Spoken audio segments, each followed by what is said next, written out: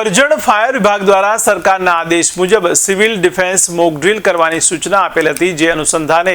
સતર્કતાના ભાગરૂપે કરજણના નવા બજાર સ્થિત રુદ્રાંશ કોમ્પ્લેક્સમાં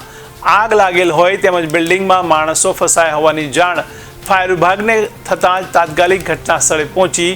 સીડી દ્વારા 2 વ્યક્તિઓને બચાવવામાં આવ્યા તેમજ બીજા 6 વ્યક્તિઓને સહી સલામત રેસ્ક્યુ કરી એમ્બ્યુલન્સ મારફતે હોસ્પિટલ ખાતે ખસેડવાની કાર્યવાહીનું મોક ડ્રીલ કરવામાં આવી હતી। દરમિયાન તમારે તમારા ઘરની દરેક લાઈટ બંધ કરી દેવાની છે। શું કરવાની છે? લાઈટ બંધ કરવાની છે। તથા મારી પાસે તમારો મોબાઈલ ફ્લેશ લાઈટથી અથવા ઓપરેટ કરતા દેખાવો જોઈએ નહીં, જેથી કરી આપણે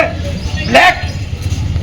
એર એલર્ટ અને બ્લેક ઓફ નું આપણી મોકડ્રીલ सक्सेसफुली થાય કે આજ રોજ આપણે એક્ટિવિટી લીધી છે।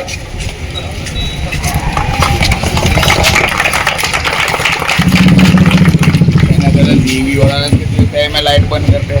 મોબાઈલ ના કરે તમે સમજ્યા ના લાઈટ તમારી ઘેર ઘેર કેવો તો નહીં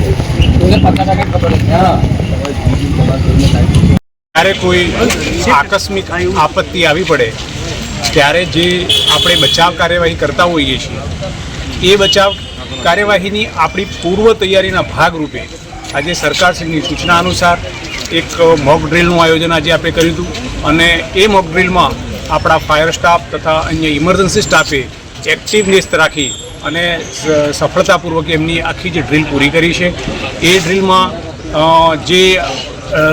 આમ જનતાએ જોયું છે તે મુજબ લોકોએ સાથ સહકાર પણ આપવાનો થાય અને જ્યારે ખરેખર ઇમરજન્સી આવી કોઈ હોય ત્યારે લોકો આ બાબતે જાણકાર રહે અને એવરનેસ કેળવે એ બાબતે આજે સરકારની સૂચનાઓ આપણે મોક ડ્રીલ કરી છે। સાંજે ફરી 7:30 આપણે બ્લેકઆઉટ માટે પણ સરકારની આજે એક સૂચના છે, જે મુજબ શક્ય એટલા તમામ નાગરિકો આ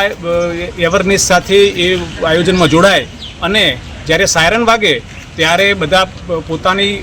ઘરની ટોર્ચ લાઇટ પડદા બધું ઇમરજન્સી જે આકસ્મિક ઇમરજન્સી હોય એ સિવાય કોઈ એવા કિસ્સામાં હોય તો કોઈ અરાજકતા ઊભી ન થાય એ રીતે એમ આપણી રૂટીન લાઈફ સચવાય અને એમાં જાળવી અને આપણે એમને સાથ સહકાર આપી અને બ્લેકઆઉટમાં સૌ લોકો સાથ આપે એવી મારી નમ્ર અપીલ છે।